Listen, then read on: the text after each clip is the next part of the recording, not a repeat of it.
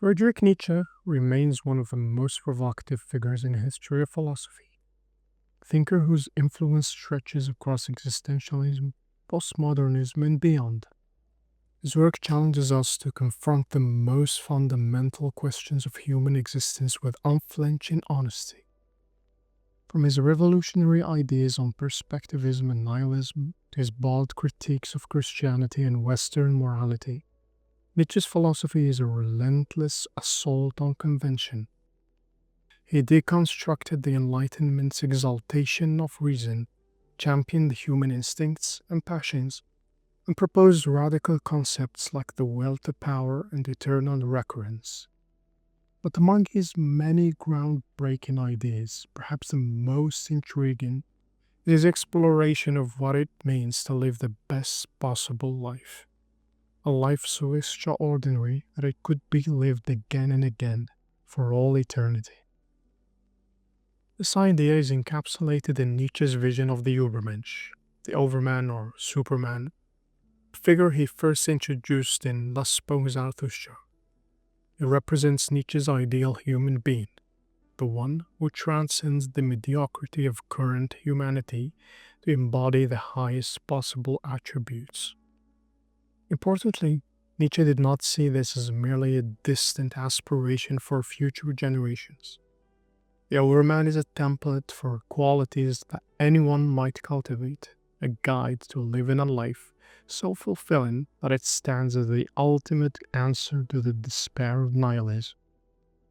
In a world where God is dead, where absolute values have collapsed, and where life appears indifferent and devoid of inherent purpose, Nietzsche asks this question: how do we find meaning? How do we create lives that matter? The Overman is one answer to these questions, not the only one. Throughout his works, Nietzsche presents various ideal figures: a noble man of beyond good and evil, the sovereign individual of all the genealogy of morals, free spirit of human all too human. Each of these figures offers a unique lens through which Nietzsche explores the potential of human greatness. We will delve into the essence of Nietzsche's Ubermensch, how this notion grapples with the existential challenges of nihilism and what it means for us today. Is this vision of human potential still relevant, or have we moved beyond Nietzsche's radical claims?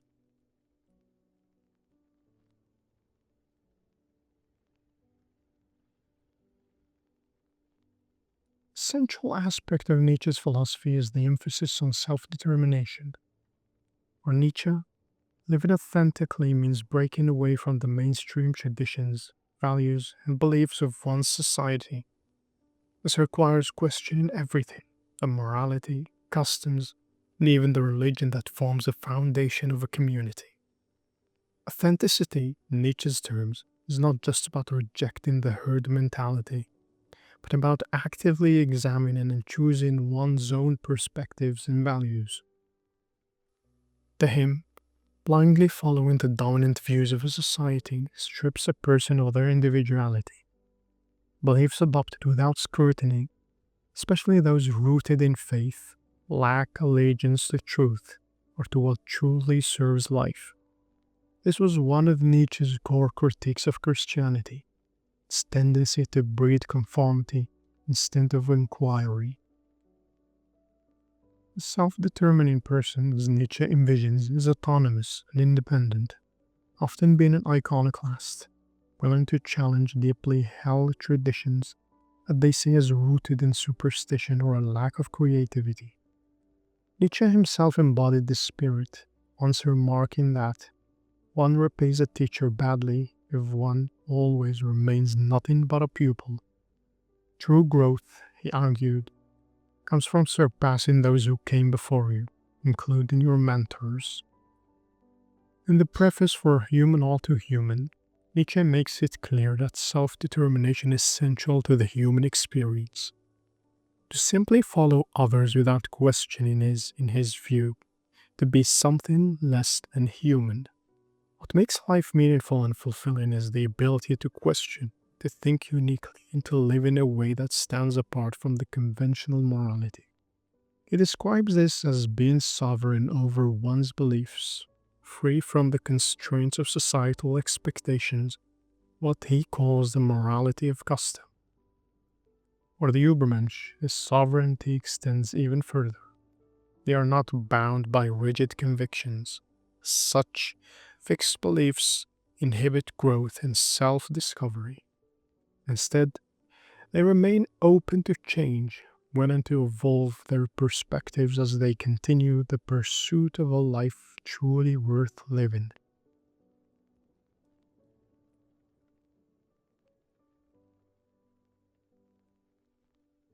For Nietzsche, creativity is not just a skill or a pursuit. It is a fundamental necessity in a world without predetermined meaning. Without universal truths or divine purposes to guide us, Nietzsche believed that each of us must become the authors of our own lives. This means inventing our own values, crafting our character, and shaping the purpose that gives our existence depth. He declared that the noble type of man is value creating, elevating creativity to the highest virtue. Nietzsche's vision of creativity is not confined to the arts. It extends to every aspect of life. It's the ability to take the raw material of existence, whether it's historical events, personal experiences, or moral dilemmas, to transform it into something meaningful and new. This transformative power is what distinguishes the Ubermensch, where he doesn't merely see the world as it is, he reinterprets it, imbuing it with fresh perspectives and significance. Nietzsche captured this idea when he remarked that humans alone create concepts like beauty. Man believes that the world itself is filled with beauty. He forgets that it is he who has created it. He alone has bestowed beauty upon the world. Alas, only a very human, all too human beauty. This act of creation is what allows humanity to transcend the mundane and impose meaning onto an otherwise indifferent reality. Nietzsche also emphasized that breaking away from accepted moralities such as those rooted in Christianity or European tradition opens up vast, uncharted possibilities. He likened this to setting sail on an open sea, where the inventors of new values can thrive. This creative act is not for the faint of the heart. It demands independence and the willingness to step away from the societal norms, far from the marketplace and the approval of the crowd. At its core, Nietzsche's celebration of creativity is a call to action. He challenges us to go beyond passive existence and to embrace life as an ongoing act of creation. To live creatively, in Nietzsche's sense, is to refuse stagnation and instead continually transform oneself and the world around us. Nietzsche, much like Socrates and Confucius, emphasizes continual self-growth as a cornerstone of a fulfilling life, a dynamic state of becoming rather than mere being. This ideal entails persistently challenging oneself, breaking boundaries and surpassing one's past limitations. And thus spoke Zarathustra, Nietzsche boldly states, "With you, I broke whatever my heart revered, I overthrew all boundary stones and images." This sentiment underscores his belief that growth requires questioning and dismantling even the most sacred aspects of one's life. For many, life tends to settle into predictable routine, fostering stagnation. Nietzsche observes this tendency, paralleling the Buddha's recognition of impermanence as a defining feature of existence. If the world is in constant flux, Nietzsche argues, so too should we be. He calls for a rebellion against stasis, proclaiming revolt against everything which already is, which is no longer becoming. The relationship between self-determination and becoming becomes apparent when one questions societal norms. Such introspection often initiates profound personal transformation. Yet this process requires courage, willingness to abandon the comfort of a static existence. Too many people, Nietzsche contends, grow complacent, living monotonous lives marked by unchanging ideas, values, and goals. In doing so, they relinquish the joy of self growth, the exhilaration of crafting a new self, and the vitality that comes with perpetual self overcoming. At its heart, the process of creation necessitates destruction. To forge a new self, one must first dismantle outdated perspectives and limitations. Nietzsche embraces this duality of creation and destruction, writing, to realize in oneself the eternal joy of becoming, that joy which also encompasses joy in destruction. Through this, he reminds us that growth and transformation are acts of both courage and liberation, paving the way for continual renewal.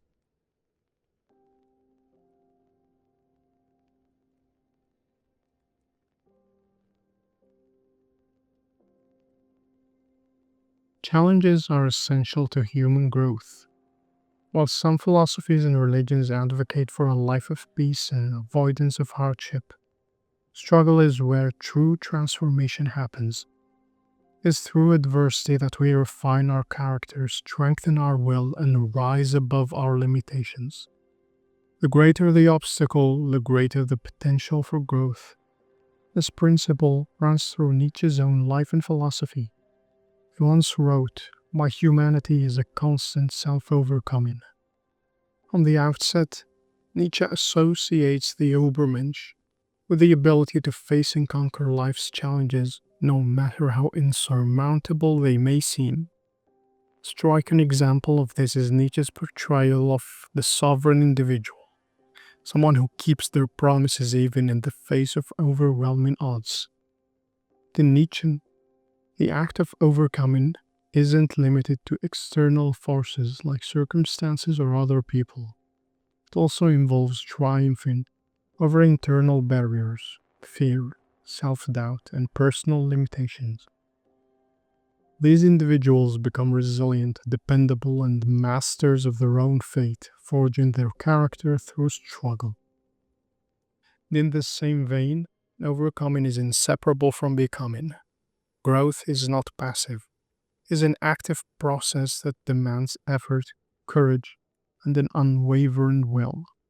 Each obstacle surmounted adds to one's strength and independence, transforming challenges into stepping stones for personal evolution. This relentless pursuit of self mastery leads to a life without excuses.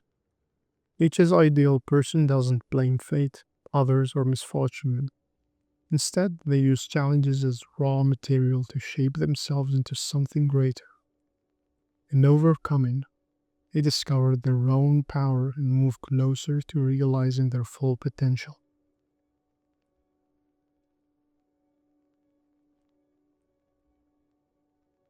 Humanity has often sought harmony and contentment as life's ultimate goals. In Taoism, one aims to flow seamlessly with nature and circumstance. In Buddhism, peace is found by extinguishing desires.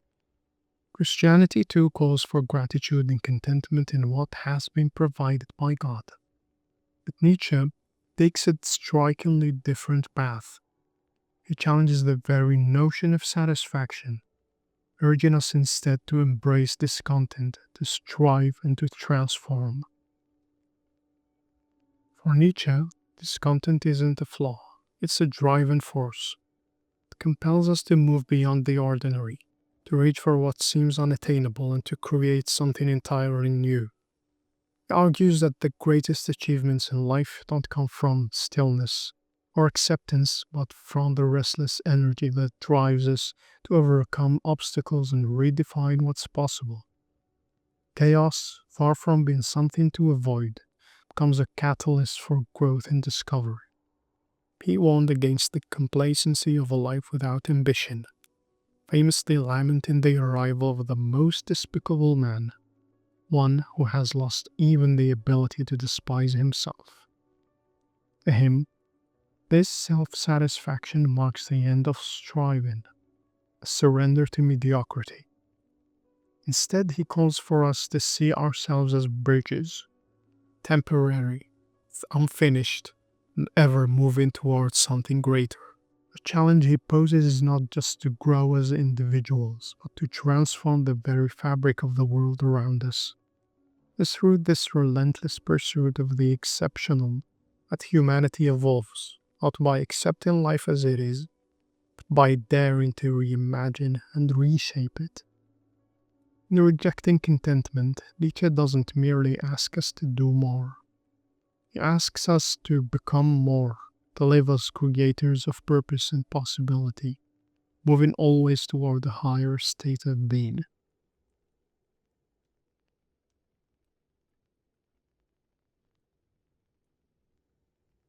Rigid systems of rules, whether moral, religious, or philosophical, are among the greatest barriers to human freedom and growth. For Nietzsche, life is far too dynamic and multifaceted to be governed by inflexible codes handed down by society or tradition.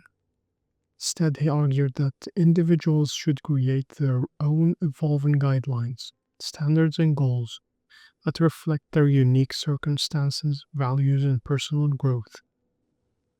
This flexibility was a big part in Nietzsche's critique of Western morality, particularly Christianity.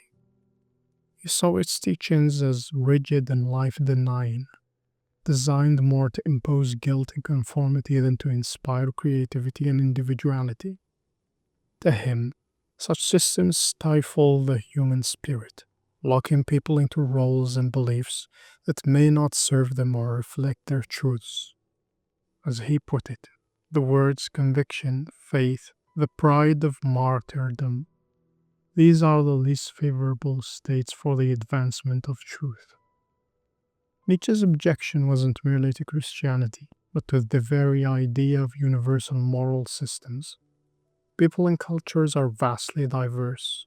Why, then, should one moral framework apply to all?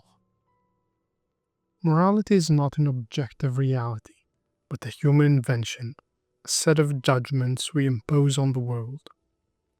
For example, it may be true that someone lied, but whether that lie is moral or immoral is a judgment, not a fact.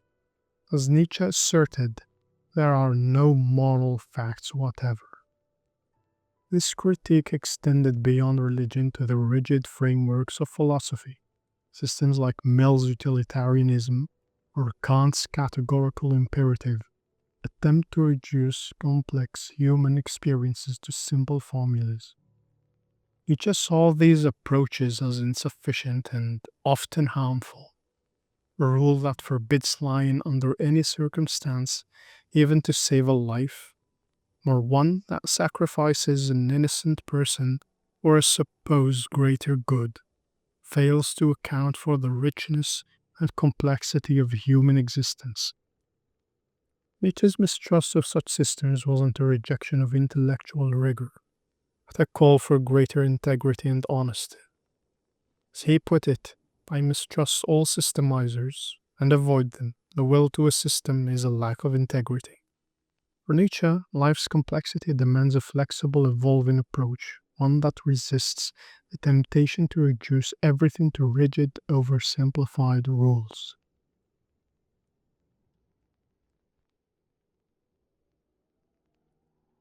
True freedom isn't the absence of discipline, it is its partner. While the Ubermensch is liberated from the constraints of conventional morality and societal expectations, this freedom is balanced by profound self-discipline. It's this self-discipline that enables them to transcend limitations, create a new self, and shape a new world. Freedom of thought requires disciplined thinking. Freedom of action demands purposeful effort. Even the freedom to dream must be accompanied by the grit and resolve to make those dreams reality. Through self-mastery, Ubermensch achieves a life of accomplishment, one they can take pride in. His mastery is not about overpowering others, but about overcoming the inertia of idleness, the weight of excuses, and the barriers life places in their path.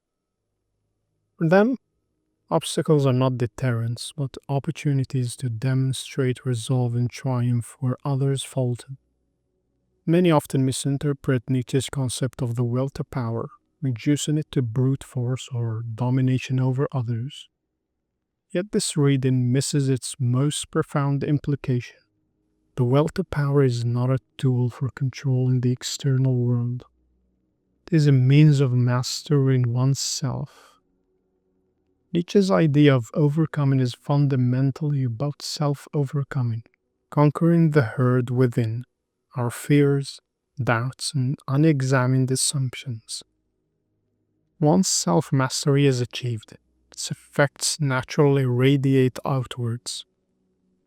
The disciplined individual navigates life's unpredictability with clarity and strength, commanding not only themselves but their circumstances. As Nietzsche observed, true mastery over oneself often translates into mastery over nature and the challenges it presents. This process is a part of a noble culture of growth, learning to see with clarity, to think deeply, and to think decisively. As he writes, one has to learn to see, one has to learn to think, one has to learn to speak and write. The end in all three is a noble culture.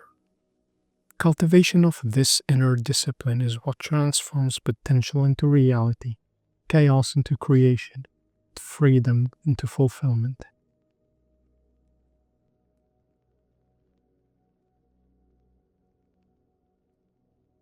Self-confidence is the cornerstone of a thriving and fulfilling life. Nietzsche saw the Christian emphasis on guilt and sin as an enemy to this essential quality. Teachings that encourage feelings of unworthiness or shame undermine not only a person's happiness, but also their ability to achieve, create, and grow. Without self-confidence, the drive to pursue greatness is stifled, replaced by self-doubt and hesitation. Nietzsche's Ecce Homo famously begins with bold declarations like, "Why am I so wise?" and "Why am I so clever?" Far from being egotistical posturing, these titles serve a deeper purpose. They remind readers that pride in one's achievements is vital for personal growth. To Nietzsche, the noble soul does not shy away from self-admiration, but embraces it, for, as he states, the noble soul has reverence for itself. Pride in this sense isn't arrogance, but an affirmation of life's victories and an acknowledgement of one's ability to overcome challenges. This stands in stark opposition to the traditional Christian emphasis on humility and pity. Nietzsche rejected pity as a virtue, believing it weakened both the giver and the receiver. To offer pity is to implicitly communicate that someone is lesser, incapable of overcoming their struggles, and in need of external validation. This drains the spirit of the pitied and diverts the pitier from their path of growth. Pity, Nietzsche argued, multiplies suffering rather than alleviating it. One loses force when one pities, he declared, recognizing it as a contagious drain on vitality. By contrast, Ubermensch radiates self-confidence. They see themselves as capable of overcoming life's obstacles, and this belief is a driving force behind their ability to do so.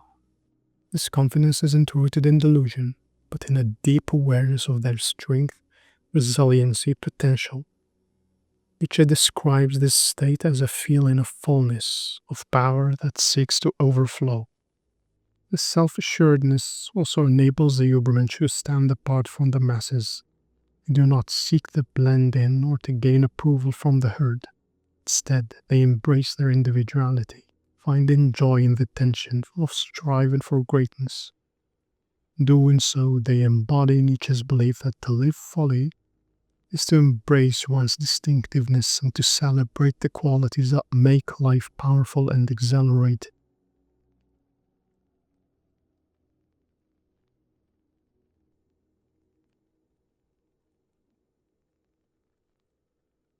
A life well lived is marked by a sense of affirmation and openness to both its beauty and its challenges. This was a defining characteristic of Nietzsche's Ubermensch, a profound and resilient cheerfulness.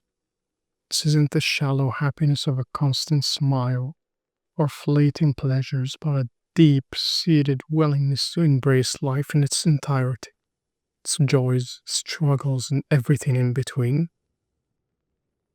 The Overman approaches life with wonder and awe, much like a child exploring the world for the first time. They say yes to life's experiences, unbound by anything that might hinder their ability to fully engage with existence. By shedding these constraints, they gain the freedom to explore paths and possibilities closed off to others. This openness leads to a richer, more vivid appreciation of life. This cheerfulness persists even in the face of suffering and hardship. The Ubermensch understands that pain, loss, and tragedy are integral parts of the human experience. Rather than rejecting or resenting these moments, he accepts them as necessary for growth and self-realization. Each challenge becomes a tool for building resilience and shaping their character. Nietzsche celebrated this idea when he wrote, "Pain is not considered an objection to life. If you have no more happiness to give me, well then, you still have suffering." Suffering for the Ubermensch is not a detractor from life, but a testament to the vitality of existence. Nietzsche rejected the focus of many religious traditions on an otherworldly existence. For him, life was to be lived and appreciated in the here and now. Unlike Christianity's vision of heaven, or Buddhism's aim of nirvana, Nietzsche's philosophy calls for a grounding in the present world. Life, in all its imperfection and unpredictability, is worth embracing for the sheer gift of a consciousness it provides. This attitude extends beyond personal experiences to a broader openness to existence itself. The Ubermensch rejects the narrow moralities and prohibitions imposed by society, instead finding meaning and delight in their own explorations. By affirming all aspects of existence, including those labeled as forbidden by societal norms, they uncover new depths of understanding and joy. This, Nietzsche believed, was the key to living fully and authentically. To face life's inevitable challenges with cheerfulness is not just an act of resilience, but an art. As Nietzsche declared this essential in saying, "What could be more necessary than cheerfulness?"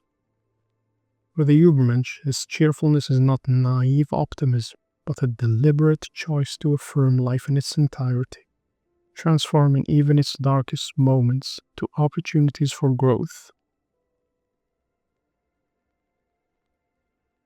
The Ubermensch does not shy away from leadership, confrontation, or creating change.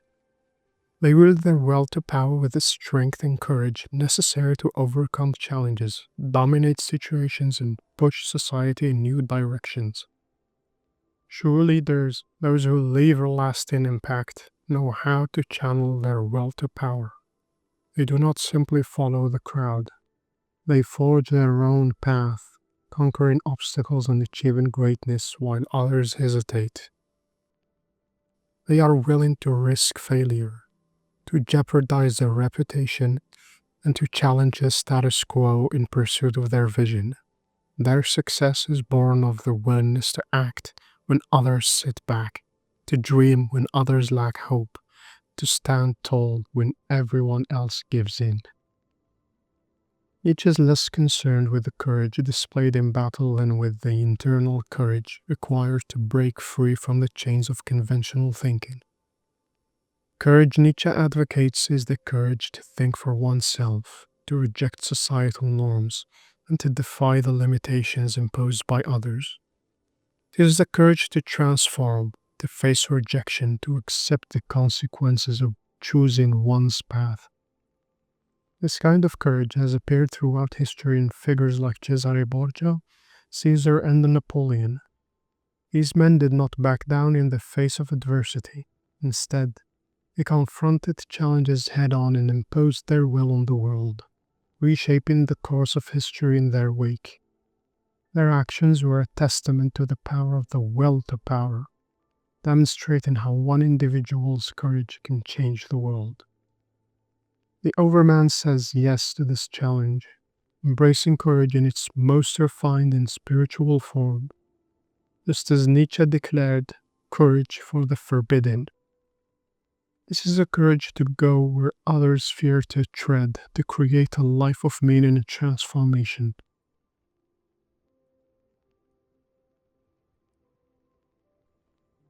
In conclusion, Nietzsche presents a philosophy that forces us to confront uncomfortable truths and ask difficult questions. His ideas challenges us to look beyond conventional wisdom, to think critically about the world around us, to step outside the boundaries that society has set. What makes his philosophy so valuable is its call to courage. Courage to live a life that may not fit the norms, but is authentic and self-determined.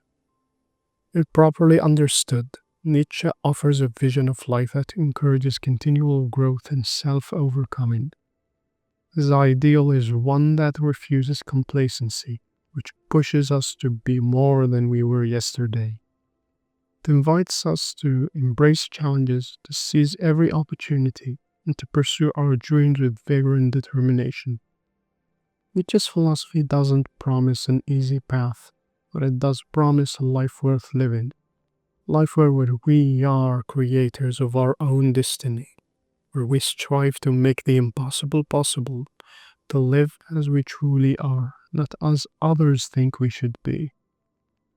The Overman, in its essence, is not just an ideal of strength or power. It is a call to become our truest, most daring selves, forever evolving, never settling, and always moving forward. In this sense, Nietzsche's vision remains an enduring and transformative one.